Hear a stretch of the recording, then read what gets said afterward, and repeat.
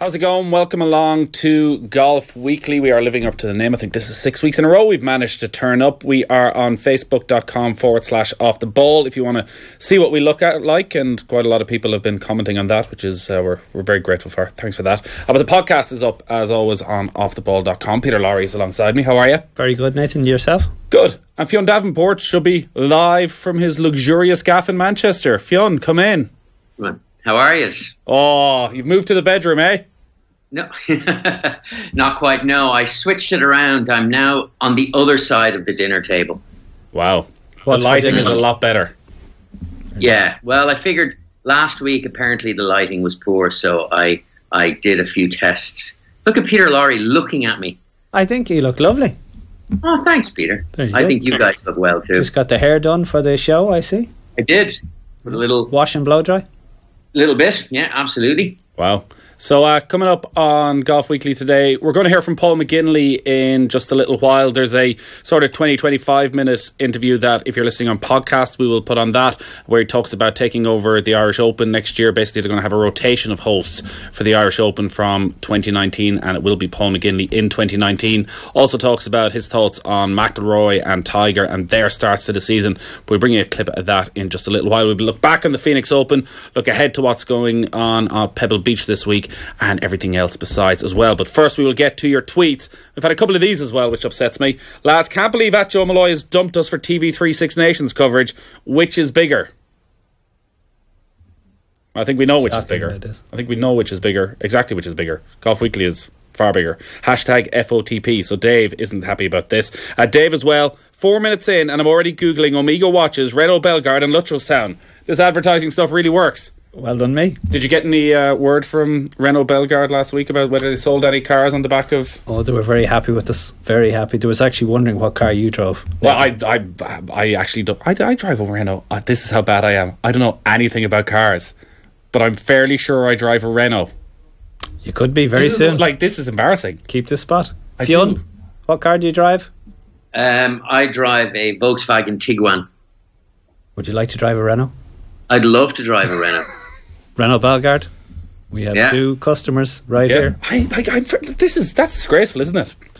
Is that a problem for my manliness that I'm driving this car for 18 months now and I literally have no idea?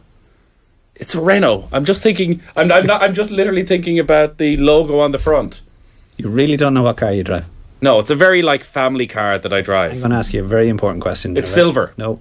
Let's forget about golf, or let's forget about cars just for 1 second. What clubs do you play with? Clubs. I use these nice little ping clubs that I got. So you know what clubs? Yes. Driver? One the white. What's the name? Donald. White. Taylor Now, made. by the way, this is the Off the Ball Golf Weekly show. Yeah, well, stop trying to catch me out then. Do me a favour here. It only comes out about every 8 times a year at this stage. It's a lovely club though. Does it hit far? My ping 3-wood is the key though. Oh, that's a bit like Henrik Stenson then. Yeah, that's his go-to club. 3-wood is his. Interesting. Yeah, so Renault Bellegarde, our favourite, and I'm already driving Renaults, possibly. That is very, very embarrassing. Clarke with his first cut since the 2016 Open. Of course he wants to play at the weekend, was the tweet from John Fahey. Did you see this? I hadn't realised it had gone quite so badly wrong for Darren Clarke. He hadn't made a single cut on the European Tour since the summer of 2016. Shocking, isn't it? Shocking. I have admiration that he's still out there. What's he working off? What sort of exemptions is he on? His major win, 10 years from the Open win. Okay. So that was 2011. 2011, yeah. And that gets you into regular European Tour events for 10 years? Absolutely. Nice. Well, at least, listen, I would have put the head down for 6 months and maybe gone back and taken a break. But he's still going? He's still going. We all go through it. You expect next week to be better. Once sort of Friday afternoon comes around, you've missed another cut. You go home, lick the wounds, you get back on the horse on Monday or Tuesday, and away you go. You try and forget it, and it actually becomes a kind of a self-fulfilling prophecy. You actually start looking at flights on a Friday rather than flights on a Sunday. Saves you money. It's money all around. The bad news though, Fionn, that tweet was sent on a Friday, and I didn't realise that the European Tour had a Saturday cut But Darren Clarke missed the cut then on the Saturday. He was last after the third round. Yeah. Look, it's just unfortunate, isn't it, Fionn? I mean, but like, you know, you'd want to be a mad gambler that once Darren reached the pinnacle in 2011, that was it then. You got the feeling he'd been around a long time. You got the feeling he was seriously taking his foot off the pedal and was going to spend the remainder of his career kind of enjoying himself, shall we say.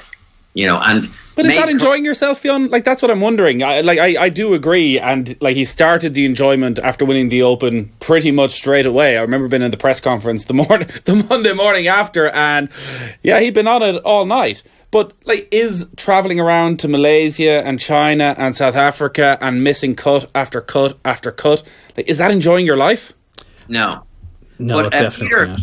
I'd love to see if Peter would confirm whether this story is true or not. Someone told me that Darren struggled a lot with boredom, with practice, and that whatever coach he was working with, and I don't know who it was, that he'd have to call his shot mid-air, or mid-swing, so he would go, okay, like low fade, high draw, whatever, because he seriously struggles. Like, he's such a naturally gifted golfer. He seriously struggled with the discipline required to kind of, you know, grind the swing out of the dirt day after day after day. And it just, after 2011, once he'd won that major, that was it. It was almost impossible to get him near a practice range. Couldn't confirm or deny, to be honest with you. I've seen Darren on the practice fairway, you know, from 7 o'clock in the morning till 4 o'clock in the afternoon, trying to find something with, you know, either Pete Cowan or whoever it might be. I don't know whether, you know, dedication to the game is probably still there. Like all golfers, we are gamblers within. You know what I mean? You go out there, you spend your own money to go to a golf tournament until you get to the stage that these lads are, and you're gambling on doing well. And, you know, if you don't do well, you know, you've lost a lot of money. And that trait, you know, Darren is searching now for something to come back to. He has had this Open win, he's had this tremendous career, and he's trying to find it again. And unfortunately, like all gamblers, he'll continue on and continue on and continue on until he kind of throws it all back. I myself was in that kind of position where I had to sort of pull myself and go, well, you know, you're not going anywhere here, Peter. You're 43 years of age. It's time to call it a day and move on to something else. While I could still be out there playing the Challenge Tour or whatever it may be, and throwing all the winnings that I'd won all back to, you know, back into the pot. Sorry, Fionn, I'm just wondering though, and I'm saying about his enjoyment in terms of his results and whether he's enjoying his golf. Like, I'm thinking maybe Darren Clarke's now living a Fionn Davenport lifestyle, that essentially, like, he's a travel journalist. He's going around to these beautiful parts in the world. Okay, he does a little bit of work like you do, and you write a couple of articles. That's his golf. But the rest of the time, he's going to fancy restaurants. He's having nights out. He's having a great old time of it. Yeah, he's a lucky man if that's the case. You know what he is, though? He's 49 years old. So, you know, the next thing for him, if he wants it, is the Seniors Tour. Now, you know, maybe he's expressed an interest in it. I haven't heard it. But, like, you know, at this age or at this time in his life, and you got to figure, this is a guy who's got how many years? He's got 40 years of solid golf under his belt at this stage. You know, he's been playing since he was, whatever, a kid in short pants. Yeah, I don't know. You're still a few years off Senior Tour level, but Darren Clarke playing European Tour golf, missing cuts most week. Does that give any indication of where he would be if he went on the Senior Tour? Like, would he be competitive, or is it a case that maybe 6 months trying to build your confidence back up? I look at guys like Monty wasn't competitive when he was kind of 49 at all. Sandy Lyle, he's won majors now, and now he's won majors. So something kind of triggers in the guys when they go 50 that they think, you know, we're back in action now. It's a new world. I have no past, and now I can go forward and compete. And you're the young guy again. Exactly. And you're the kind of the new guy on the block. You go from being a short hitter to a long hitter. Correct, yeah. Like I just saw an article there about short hitters. Luke Donald, was saying there'll never be another Luke Donald because he was such a short hitter as world number one. And I totally agree with that one. But when you come into the seniors tour, coming from, as you said, the 49, 50 years of age, you become the guy to beat. So I think he'll get into that seniors tour and he'll do quite well. Here, you mentioned Luke Donald.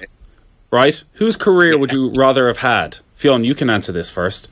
Luke Donald, who gets to world number one in 2011, has just the most incredible career, has 5 PGA Tour wins, has 5-6 wins on the European Tour as well. Would you prefer his career or Graeme McDowell's career? I think I prefer Graeme McDowell's career. Because the major. Yeah, he's got the major. I mean, I kind of have a little bit of inside knowledge on this because a friend of mine went to school with Luke and Christian Donald. So years ago when Luke first turned pro, when he came to play the Irish Open, I had dinner with them, and it was very interesting listening to Luke talk about his ambitions for the PGA. And also given that this is a guy who'd had an extraordinary collegiate career, so it wasn't as if he was coming into the PGA as some unknown rookie. He had established himself. He was one of the top collegiate golfers in the country. So he had a fairly kind of good ability to assess his targets for the PGA Tour. And normally he says, I want to be the number one golfer in the world, which he accomplished. I mean, for however short a time it was, he still got to the number one spot. But he said, I absolutely want to and believe that I'm going to win multiple majors. And so, and he didn't say it boastfully. He said it very kind of clinically. And I remember at the time, we were much younger then. I remember thinking, Jesus, some arrogant so-and-so. But like, you could see that they'd had a good think about this. He knew his strengths, he knew his weaknesses. He wasn't a huge hitter, but he knew with a 4-iron in his hand, he was brilliant. Having not accomplished that, and he got married. This is a guy who did art history at university. He's very happy with his wife Diane. He's got 2 kids. He has a good life. I'm not saying he doesn't, but if I was purely thinking in golfing terms, Graeme McDowell won a major, and that's. For me, that's it. That's the peak. So if I had to pick one, it'd be Graeme's. I can't believe that Luke Donald has actually only won 7 European Tour titles. I would have thought Luke Donald was one of these heading towards 14, 15. No, he's been thereabouts, but never sort of never dominated. Again, I don't think he was long enough to dominate. I would agree with Fionn. I have to admit, I'd prefer to be Graeme McDowell, have Graeme McDowell's career. And I'd love to ask the question, if Fionn, who did you prefer out of the Donalds at dinner that night? Christian. Oh, by a mile. By a mile, yeah. Oi. Yeah, Christian. I totally agree. Christian was really fun. He was Luke's not an unpleasant guy. He just didn't speak that much. He's very taciturn, almost to the point of moodiness. Now, I'm not judging it because he wasn't friendly or unfriendly to me, but Christian's a great guy. Really, I mean, I don't know how well. One's a golfer, one's a caddy. One's job is to be serious, one is to be a bit of crack. Well, maybe, but I think it's inherent in their respective personalities. Christian's very outgoing, a lovely man, and Luke's not an unlovely person. He's just very taciturn, almost to the point of sullen, I would say. He strikes me as the most straight down the middle type guy. Like, you never see Luke Donald with anything unkempt. He's just, everything about him is kept perfectly. Yeah, he's come out with a few tweets that probably wouldn't be like him. You know what I mean? That he's a bit like Donald Trump on the tweets. You know what I mean? Oh, really? He comes out with a few over the past few years. Yeah, he's come out with a few clangers. All right, but in general, I would agree with you. He's very kind of a bit of a dour personality. But I suppose you have to be where he's got in the world of golf. Carl Averill, long-time lover of the show. But is that 3 episodes since December 1st with a big focus on Tiger? Bit too much of him. I'll let you into a secret, Calavero. Not all of those podcasts were focused on Tiger, but Tiger sells. So quite literally, every time you put Tiger's name in the title of the podcast, twice as many people listen to it. I know we shouldn't do it. Like, we do talk about Tiger, but, you know, you put him... If we're talking about Tiger at all, you're going to push him to the front. Same as Rory. Also says, Peter Lowry's fantastic. Thank you very much. Do you know Carl Alvaro? No, I don't. Something happened at the Phoenix Open last week that was always going to come back and haunt Brandel Chambly. Robert Garrigus, par 4, nearly aced it, closer to the hole than Dustin Johnson. And we have about 10 tweets in saying, is this the greatest shot of all time? His hit the flag. So at least 3 inches closer to the way it landed. It sort of shows the nonsense of what Chambly was saying. There you go. All right, any more tweets? Not been following... Oh, there was a lot of tweets as well. Did you see this, Fionn? Padraig Harrington's, speaking of Twitter accounts, his Twitter account got hacked. Oh my God, I saw it. Whew. What a body. A lot of people wondering, can we get Tammy Buhlman on the pod next week? Seriously, I didn't think Harrington had such a good booty as that. But I must say, yeah, very attractive. Harrington has really changed his swing this time, is one of the messages that we've gone in. Yeah, so listen, I think he came out and he apologised. He probably saw the funny side of it. Absolutely poor. Fired somebody within his team over it. Actually, I think Ronan, his caddy, looks after it. So unfortunately, Ronan probably gave some funky password. Cynical Prime, guys, your pod has got me through some times in recent years, but you've now thrown my entire life into turmoil. I now know all what you look like thanks to YouTube. It's so weird. So weird is probably a compliment in terms of that. Emmett Kane, there isn't a more reprehensible group of arseholes at a sports event than the bros in the backwards cap on the 16th at the Phoenix Open, encouraging mashed potatoes, douchebags everywhere. If this is growing golf, I would prefer to die. Whew! Get it off your chest, Emmett. I'm 100% with Emmett. 100%. I watched the Phoenix Open. I think it's a load of balls, to be honest. It has jumped the shark completely. I used to love the Phoenix Open 3-4 years ago, where it was a one-off. And actually I spoke to Paul McGinley about this, and he was making this point about an Irish Open that, listen, Phoenix is what Phoenix is. It's one-off in world sport. We shouldn't be looking at this for the European Tour. Did we ever want to go that far? It's a cultural event, it seems, around Phoenix. But it now seems as though even when they have this unbelievable field, we don't really need to show that. Do you know what's fun? Drunk people at the 16th. Yeah.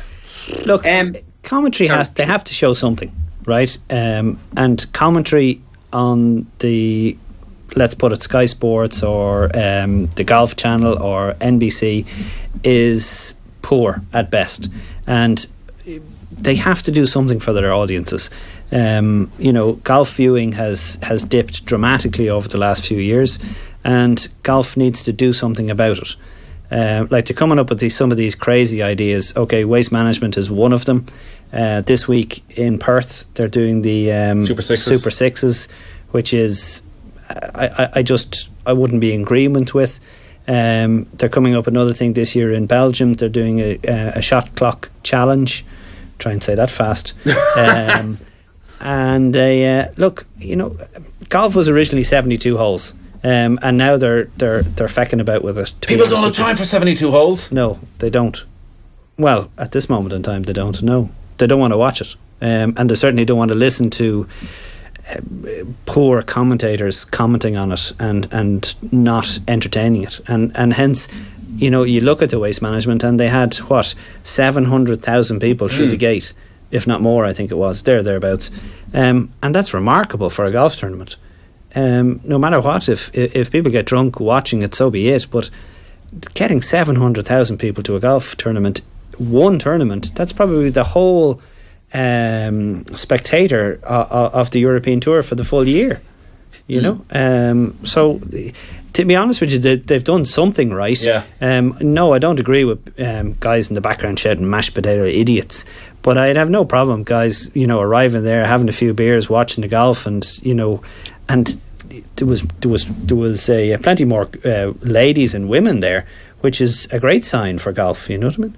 Fionn, we'll get your thoughts on it in a minute. Just one more tweet before we go. Danny Finnan, Bill Murray telling shite jokes, JP McManus topping Seven Woods, that dope from the Fresh Prince of Bel-Air doing the dance on every hole, the worst event of the year with one of the best fields. Ironically, this event is one of the reasons non-golfers think golf is for wankers.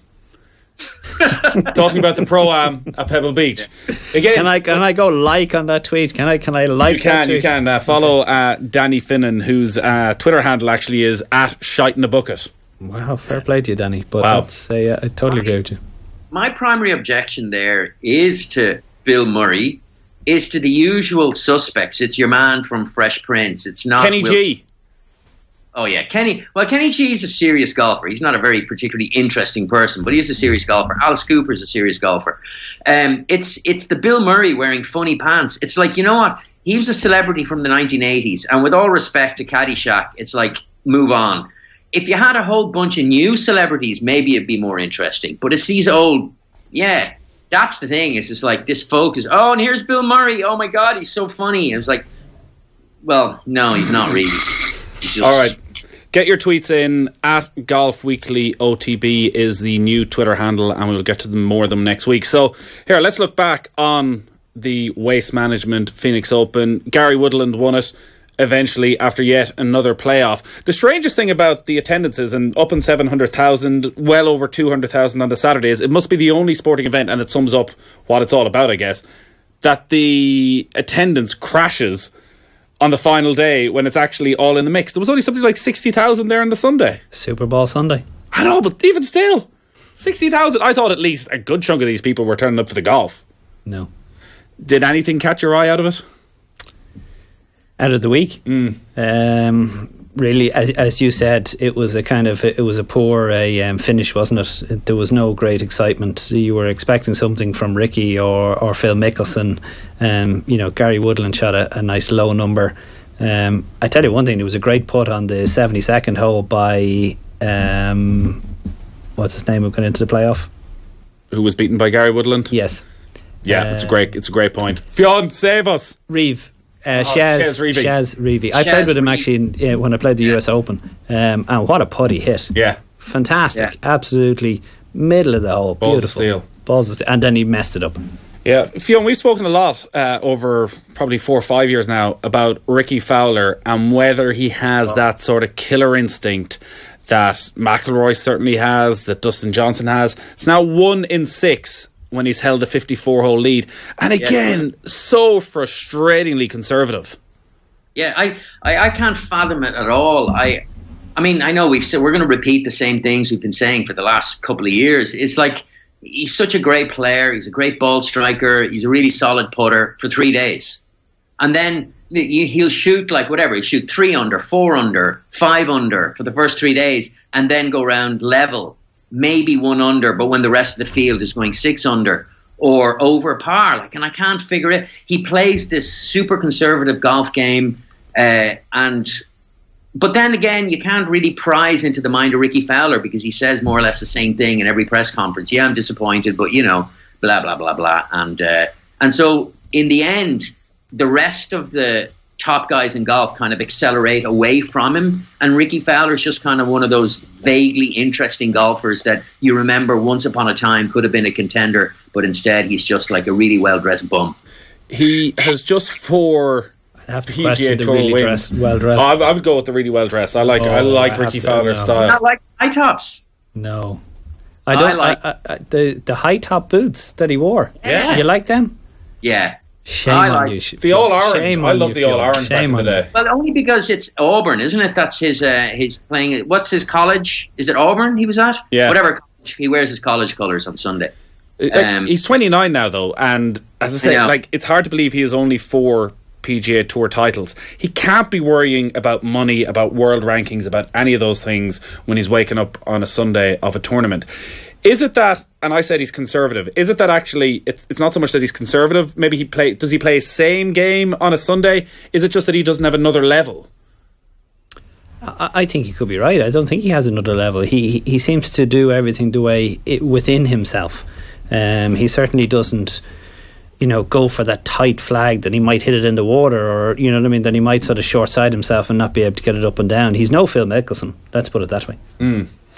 But is it that it becomes a self-fulfilling prophecy? So he's failed on the Sunday. I'm using failed in air quotes. He's not sealed the deal, to use the sporting parlance. But so he comes back again into the same situation, and whatever it is, it tightens. The nerves tighten. He's maybe not as free with the driver. His approach shots aren't as tight, or they don't get as close. So inevitably, he finds himself trying to avoid playing his way out of the tournament, and in so doing, just doesn't play his way into a victory. Would that make sense? I think you're right, Fionn, yeah. He doesn't go out there to win the golf tournament. He goes out there to contend. While you see the likes of Tiger, Rory, you know what I mean? They go for broke. You know, they're either going to win it or they're not going to win it. They don't want to finish second. They don't want to finish third. Like, who came out with it only the other day? You know, I see second as failure. Well, I think that was what Jason Day. Also, that's what Rory was saying more or less after Abu Dhabi. Listen, I know I can look at the positives and I'm 2 tournaments back, but, you know, back 9, I backed myself to win these tournaments. Correct. And he backs himself because he puts himself in the right position. He doesn't want to leave himself a 20-footer. He wants to leave himself a 10-footer. But Rickie consistently has 20-footers or 30-footers rather than going for the flag and leaving himself, you know, with birdie chances. He does seem as he's almost an outlier, though, because the easy thing to say about Rickie Fowler is that he's a stereotypical modern golfer who is worth 40 million quid already and really is happy with his life. He's almost too content that he doesn't need to put the pressure on himself. He doesn't feel maybe he'll be defined by tournament wins or major titles. But he is an outlier in that all his fellow Americans, Spieth, Thomas, they seem to have that extra edge that he's lacking. Well, they do, yeah, for sure. It's like Spieth has it. He's messed himself up a bit at the moment. Do you not think, with his putting? Oh, his putting. Some of the stats around his putting are pretty incredible. He is currently 195th out of 206 players in strokes gained putting this season. Yeah, it's shocking. He's it's a total of what is it? It's minus 0.918 strokes gained, which is really, really bad for him. I mean, I was looking at the rankings. So, do you know who's number 1 in putting at the moment? It's Daisuke Katoaka. Daisuke. Well done. But Graeme McDowell is number 2 for the season so far. I mean, it's only 5 measured rounds. I mean, there's a total. I think this week is the 18th tournament of the year for them. But then you go down: Kevin Kisner, Matt Kuchar, Pat Perez, Phil Mickelson is 5th putting. But there is, I mean, did you hear Jordan talking about it? I mean, he obviously missed the cut last week by a stroke. He had mono and he was in bed. He also took time off. And he says he's not worried. He appreciates he's not putting well. And he said, look, in previous seasons, and, you know, it's like he's a veteran of like whatever. He's only been around for like 4 or 5 years. He says, like, my A game has been ready in January. This year it just patently isn't. But I still have plenty of time to get ready for Augusta. So even though, yes, he's not putting well, he admits he's in a mini slump. He doesn't seem at all concerned. He just thinks he just needs to brush up, and he hasn't been practicing enough. Just by comparison, Rory is 140th, by the way, in strokes gained. Again, off very few rounds, so we'll probably put them all by the Masters. Go on. I think it's 4 or 5 rounds. So again, this is like that's what I mean. I have the rankings. Jason Duffner is 9th, Wee Kim 10th, JB Holmes. I said Mickelson. None of the top players in the world are anywhere near the top of the rankings at the moment. But because the sample size is so small, I'd be curious to see what these averages are like come, say, the first week in April. Yeah, it does feel as though, and I understand that he'd been ill and all that, Jordan Spieth, it does feel as though in the last 18 months, though, we are talking more about his putting. There are more peaks and troughs, and that there are moments where he's totally on fire, but he doesn't seem to be able to sustain it all the time. Like, is he as good a putter as he was 3 years ago? Definitely not.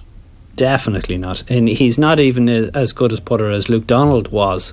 He's had his streak where he came out and he holed absolutely everything for kind of 3 years. Couldn't miss. Didn't know how to miss. Ball was going in the hole even if he hit bad putts. Now he's looking at his putting and he's over-analysing it. And Luke Donald went through the same thing and put it poorly for quite some time.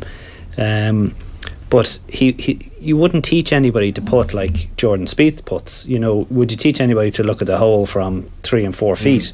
No, you wouldn't. And I just think it'll be very, very difficult for Jordan to get back to the putting standard that he had set himself for the last 3 years. So his A game really needs to improve now to keep up with just being an average putter. Right.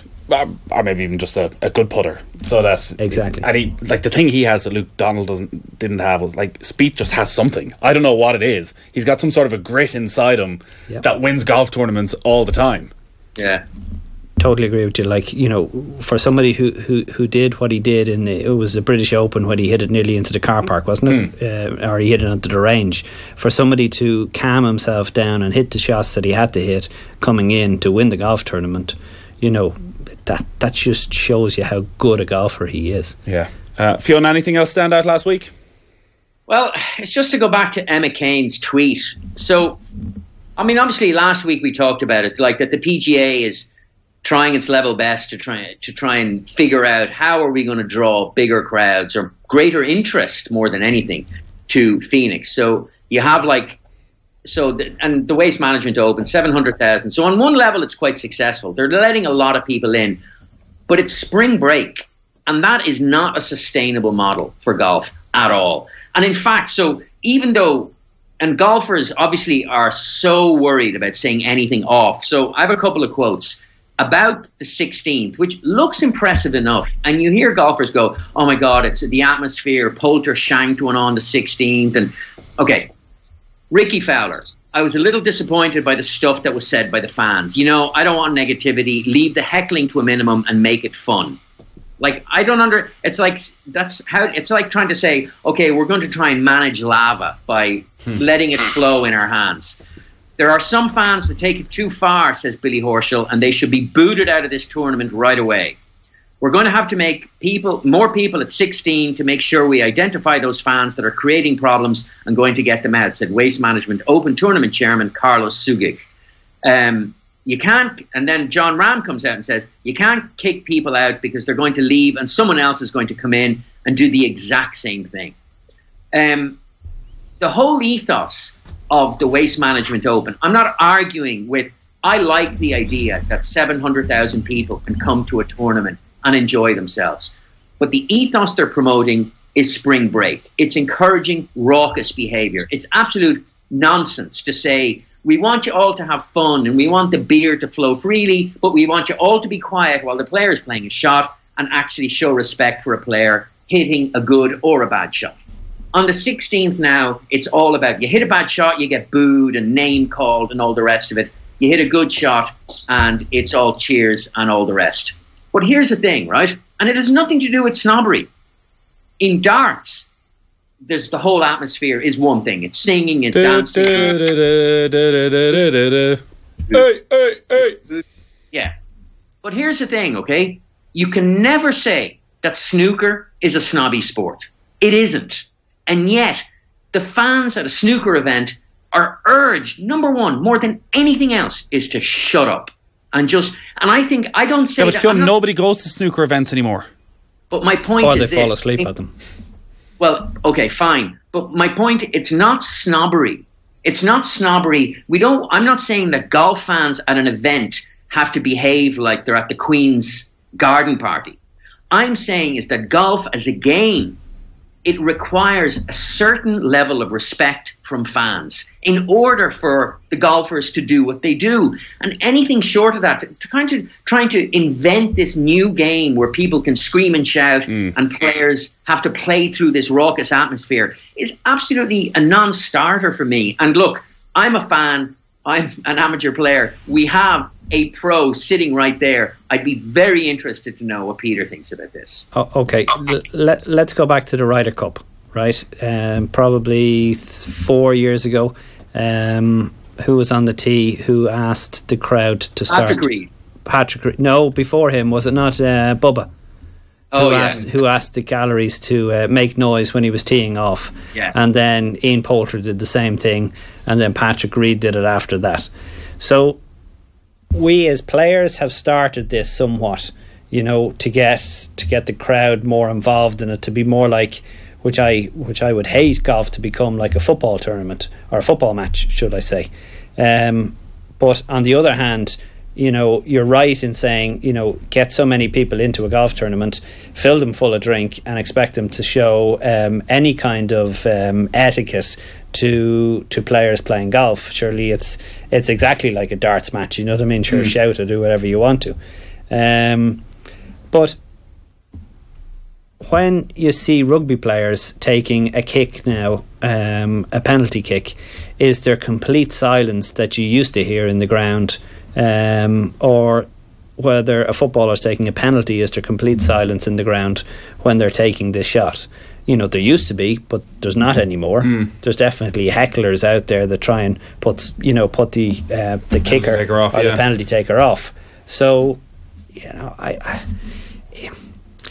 it's a very difficult balance to get one right and the other one, that works together. I agree with trying to get more people at a golf tournament, to get more crowd interaction in some shape or form.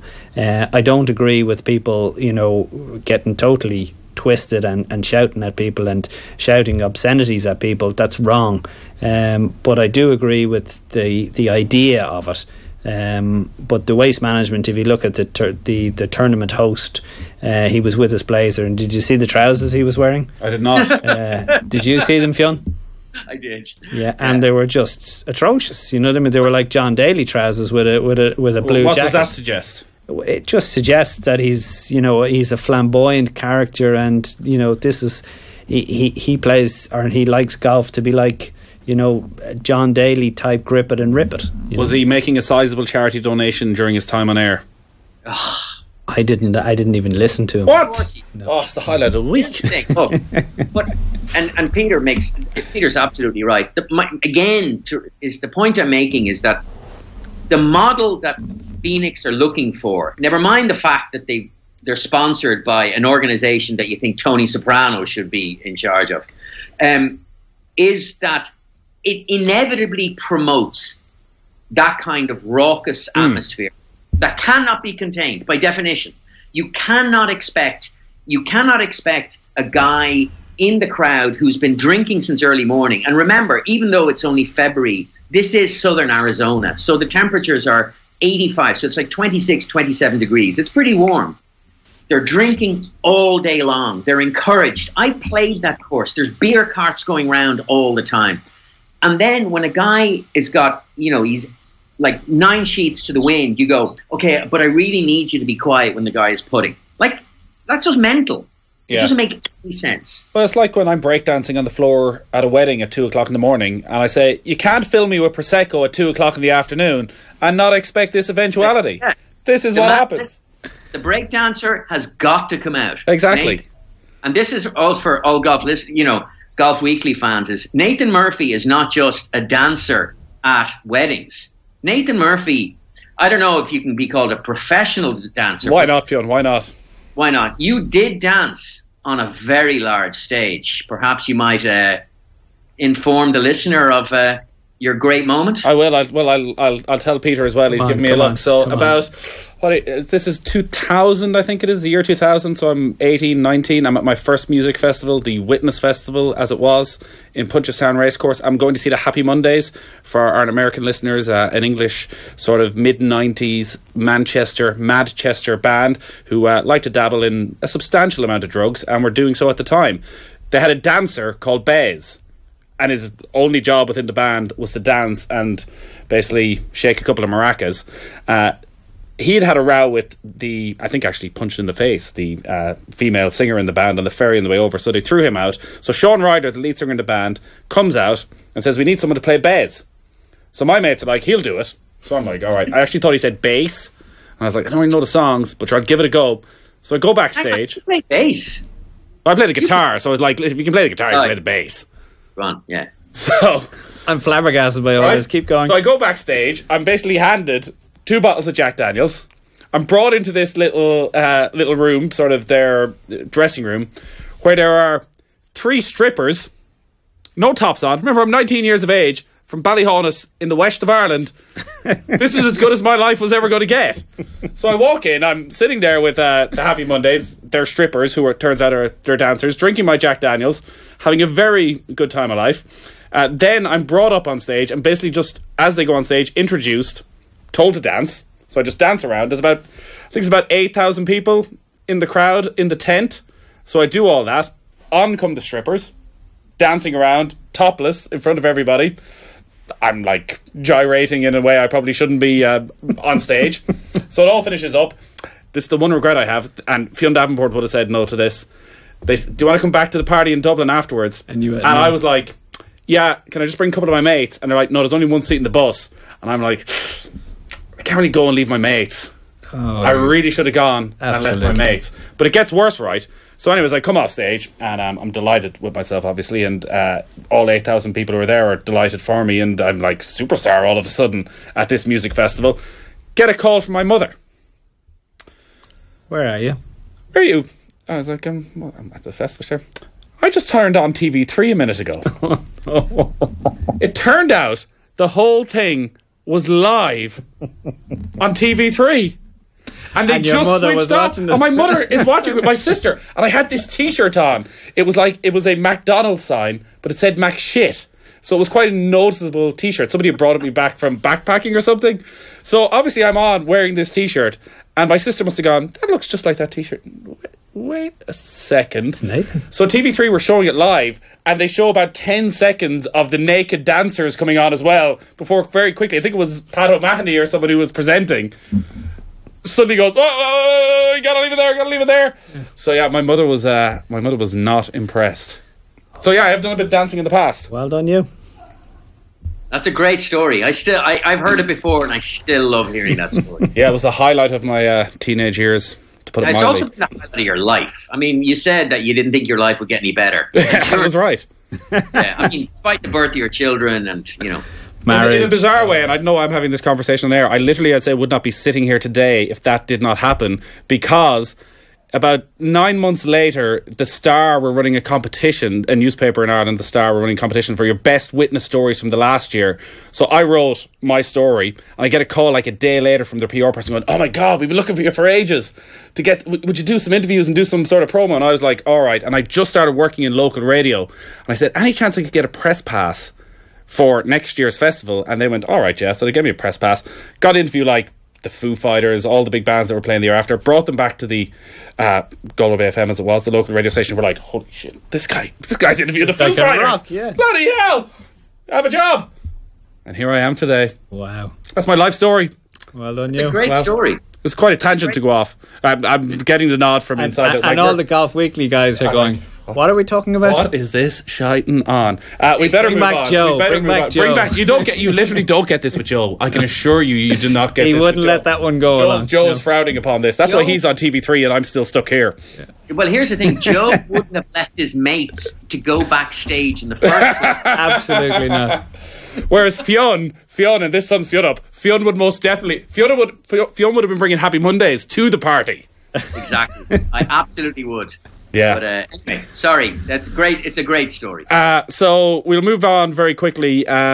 We'll talk about what's going on in Pebble Beach in a moment. But this news at the Irish Open, we're going to hear from Paul McGinley. If you're listening on the podcast, you'll hear the full interview.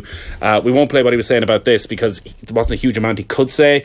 But there's Rory McIlroy's sort of taking a step back from hosting the Irish Open. He has brought it from the Irish Open being on its knees, prize fund of about 300 grand, been supported by the Irish government, and really they were looking at it thinking, we can't do this anymore, we cannot get a sponsor. And the airport of Carrington won it in Adare Manor. I'm fairly sure he was the only member of the world's top 50 who was in the field that year, and Rory's taken it over for the last 3 years. $7 million tournament. Fowler, Els, Matsuyama, John Rahm winning it last year, turning it into this behemoth and one of the most successful tournaments on the European Tour. So he's going to host it this year, McGinley next year, then you've got Harrington, Clarke, McDowell, and McIlroy will stay part of that rotation. Is this... Instantly I'm worried that if Rory doesn't turn up, everybody doesn't turn up. Though McGinley does say Rory is guaranteed he will play. I believe so, and we have to stop and we have to say, well, we forget about the sponsor here. Dubai Duty Free stepped in. Colin McLaughlin, great company, absolutely fantastic, and they stepped in really to support Rory on this, and it's grown. As you said, now it's part of the. It's part of the Rolex series now, so it's a $7 million tournament. So it's fantastic for Ireland. It's fantastic for the Irish Open. Rory's done a spectacular job to get it where he's got it, and the European Tour should be very, very grateful for Rory for what he's done. And I'm surprised it's actually been kind of gone on a rotation basis. I thought Rory would have hung on to the tournament, and as it's his tournament pretty much. But they've decided to do a rotatory basis, and with McGinley now coming in, Paul will do a very good job, and hopefully the others will follow at the same time. Yeah, I'm pleased actually that it's almost gone this way, because maybe it's more sustainable that they have gone into the rotation, because you said the European Tour should be very grateful. Like, I always think Irish sports fans should be incredibly grateful to Rory McIlroy, and he divides opinion, and every time we talk about him still, you get an awful lot of people, probably because of what happened with the Olympics, who just cannot warm to Rory. But there is no Fowler, there is no Sergio, Els, any of these players coming unless Rory gives of his time. So Rory went down and played the South African Open. Now remember, Rory got £1.5 million to go to Abu Dhabi 2 weeks ago in appearance fees. He goes to the South African Open for free as a favour to Ernie Els, because Ernie Els came to the Irish Open. They're the kind of deals he was doing, and it's sort of spoken about it over the last couple of years of, listen, I now have realised I'm heading for 30. My time is my most precious commodity. I just can't keep doing it this way. So maybe it's totally understandable that he's just going to take a step back, and he's put it on such a strong footing that the Irish Open can survive without his name being attached. Very much so. He did so much, as you said. He did a deal with Ernie. If Ernie came to play the Irish Open, Rory said he'd play one of the South African Opens in the next 3 years. He played the third year of that deal.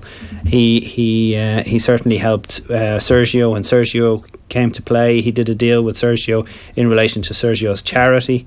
Rickie Fowler he did a deal with as well, and maybe a couple of other guys he did a deal with as well. So he's given up tremendous amount of time, he's given up a tremendous amount of effort for the Irish Open. Me as a player and all the Irish players are very, very grateful, but also the general public should be very grateful. Like you look at other the one I won, the Spanish Open, is gone now. It hasn't been played in the last 3 years. I think that was one of the oldest tournaments that was out there. Like, the best of the best played in that. You know what I mean? Norman, Faldo, Nicklaus, Watson, they Laurie all played in it. Forget about that. But what I'm saying to you is, Rory has saved the Irish Open, which is we all owe him a great deal for that one. Yeah, Fionn, just on this then, so Paul McGinley, as always, very honest when he was talking, saying, listen, I can't pick up the phone to Rickie Fowler and say, will you come and play? But next year is an incredible year for Irish golf, 2019, because the Irish Open, Paul is still saying he understands it'll be 2 weeks before the Open Championship.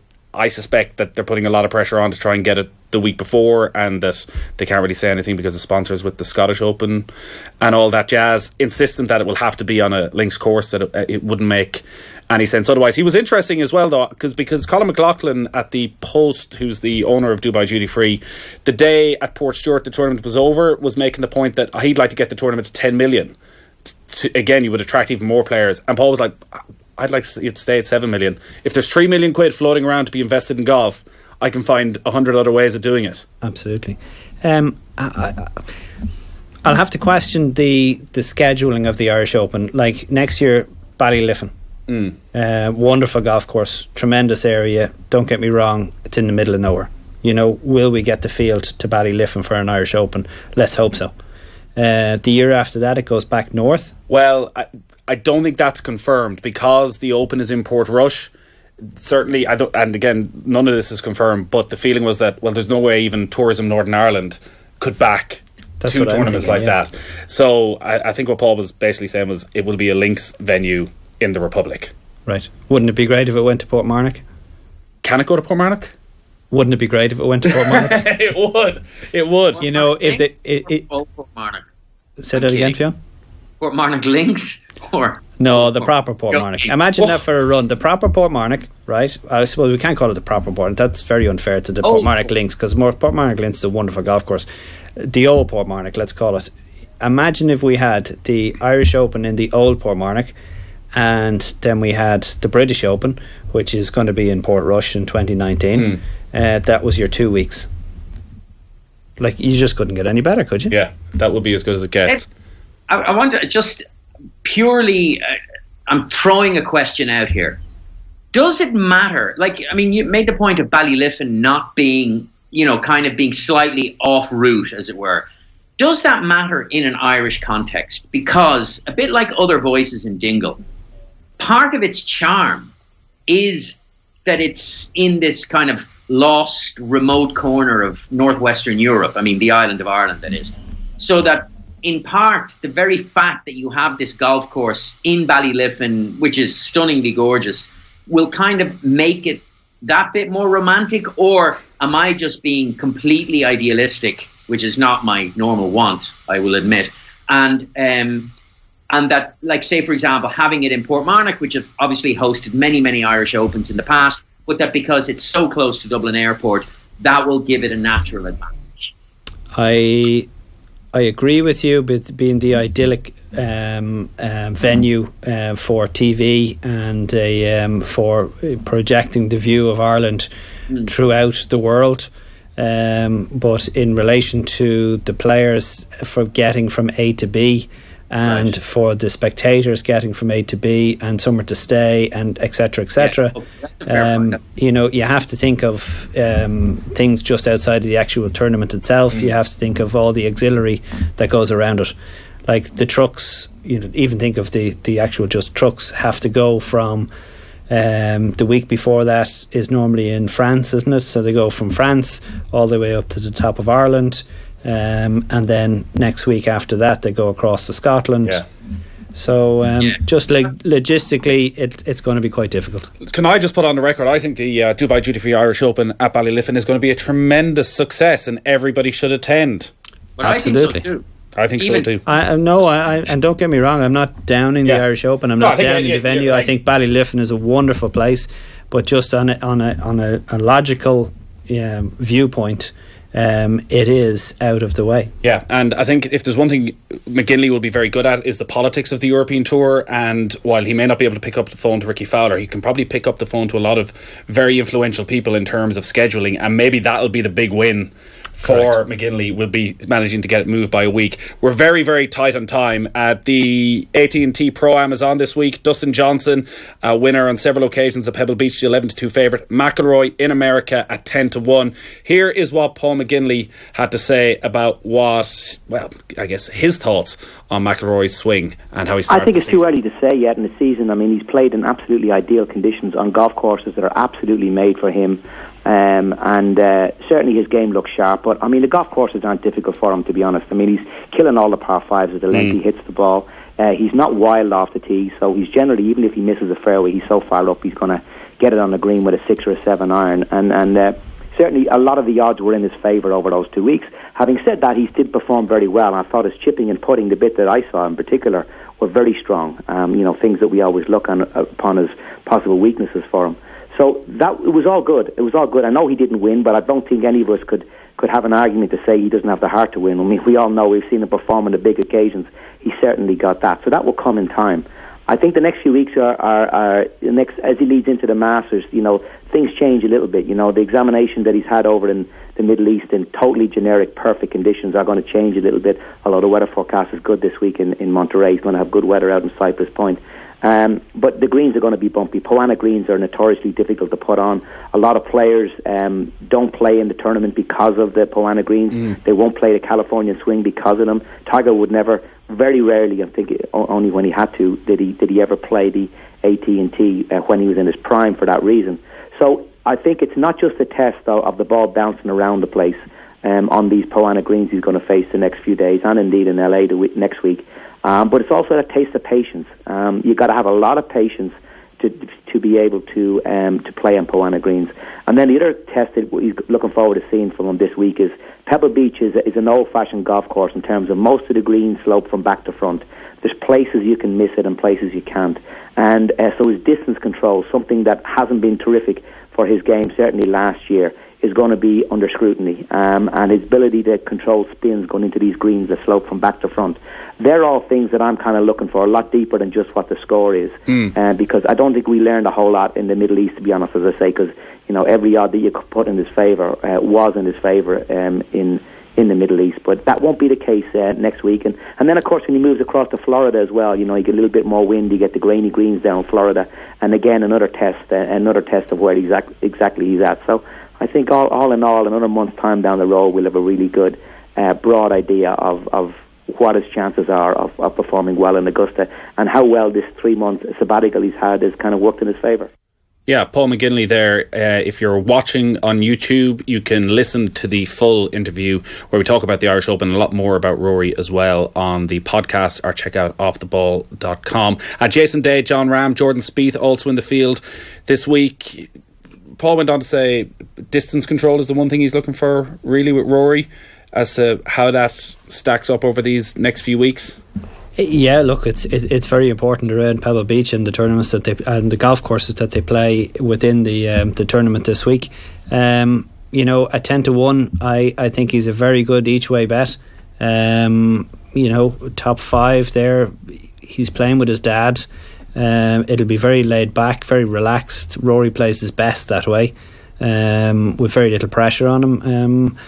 If I was a betting man, I'd be certainly going to the bookies and saying Rory McIlroy, a tenner on Rory McIlroy. Really strong Irish challenge this week as well. Shane Lowry is there, Paul Dunne, Graeme McDowell, Seamus Power, Padraig Harrington all playing. Fionn, your thoughts on this week?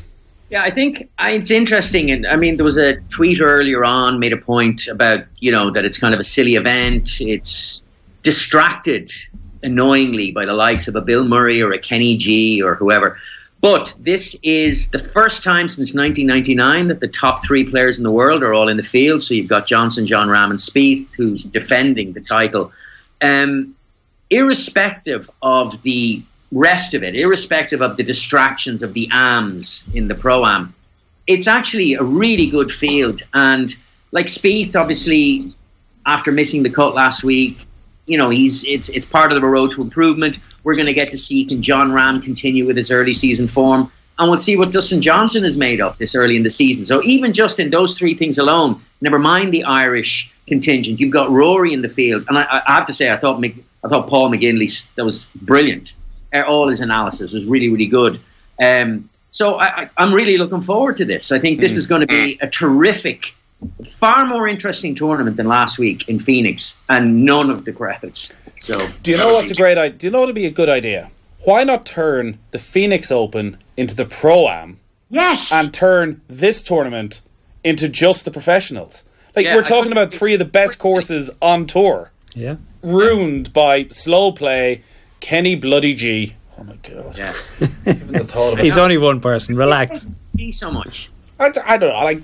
I like Justin Timberlake when he's playing. There's something about Timberlake I can come around. It's just Kenny G. Kenny G is Kenny G not everything that's wrong with golf? Kenny G. He plays the saxophone. He's the most boring musician in the world. He's everything that's wrong with music. But as far as I remember, he's actually a pretty tidy golfer. Yeah, but I don't want to watch him. Oh, No. He's probably a scratch golfer at this stage. Oh yeah, don't forget Samuel Jackson. He's going to be there swinging away. Yeah. Yeah. But he's actually quite an interesting character, Samuel L. Jackson. I played with him in the Dunhill. Yeah, I played him in Dunhill Links. That Pro-Am event. And he takes it pretty serious, I have to admit. He takes his golf. He brings his golf clubs everywhere, and he's mad into his golf. Who's the best amateur you've played with? Samuel L. Jackson has got to be the most famous amateur you've played with. Yeah. I'd agree with you that one. Fionn, you'll know this. Samuel L. Jackson, the highest grossing male actor of all time? No. God what? Damn it. No? Are you mad? The highest grossing male actor of all time? Yes. You think he's made more money than Tom Hanks? I'm putting it out there. Not even close. We'll you think see. He's made more money than Tom Cruise? Do you think he makes more money than George Clooney? Well, maybe George Clooney isn't in as many films as Samuel Jackson. That's it. I mean, do you know what? Now that you say it, I'm sitting there thinking, Samuel Jackson has been in a ton of movies. Exactly. Yeah. Is Samuel L. Jackson not in a lot of the Star Wars movies? Yeah. Oh, yeah. I'm going to Google this once we go off air, and next week's show is going to be dedicated to my genius. Bring back Joe. All is forgiven. Anyone else that stands out? I played with my brother in the Dunhill, and I played with him for 3 years, and it was spectacular. Oh, yeah? Yeah. Is he a good golfer? Absolutely. He plays off 6. Whoa. So Just more enjoyable. More enjoyable, yeah. Like, Rory this week playing with your dad, it's just something very nice. Yeah, that's good. Better than Samuel L. Jackson? Like, if it's your brother or Samuel L. Jackson? Well, you can kind of say to your brother, what the fuck did you do that for? You know what I mean? Yeah. Samuel, you were expecting a gun to come out of the bag. I've just looked it up. You are absolutely right. Hey! Dun. Wow. 73 films.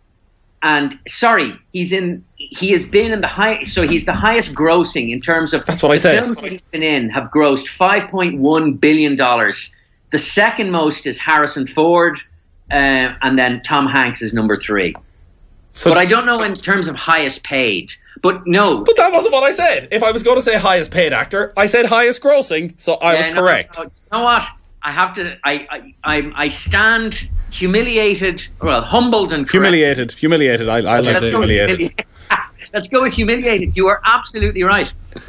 Fiona, I know we've got to go because we're going to be kicked out of studio. I know, as always, you've done a lot of other work, but I think most of that will last to next week. Peter, thank you. Thank you. For you. Go on. Can I one stamp before we go? Yeah. Okay. So Jordan Spieth missed a cut last week. That's his 18 cuts as a pro, 6th year on the PGA Tour. How many cuts has Tiger Woods missed in his entire career? 17. 17. 5. Yeah. Phil Mickelson. 17 was the answer. Was it? Yeah. He's missed loads lately. Oh, okay. 7 of them since 2011, since his back surgery. Now, Phil Mickelson, whose career began 4 years before Woods, in fairness, has missed 82 as a pro. Wow. How many has Bernard Langer missed? I have no idea. There's a question for next week, Fionn. All right. This is the longest podcast of all time, especially if you're listening to the podcast, and we have the full Paul McGinley interview there as well. I hope you got a long trip to go on if you're listening to this. Peter, thanks a lot. Next week, I think we're probably going to actually be live on the radio on the Sunday on Off the Bowl, so we'll put that up probably again live on Facebook, and also I'll put up as a podcast afterwards. That is going to be the final day of Riviera. Tiger is playing, Rory is playing. It's going to be great. So we'll chat to you then. Get your tweets in at Golf Weekly OTB. Yes, is correct. Or if you're watching this on Facebook, just leave a comment below and we'll get to it next week. Cheers. Thank you.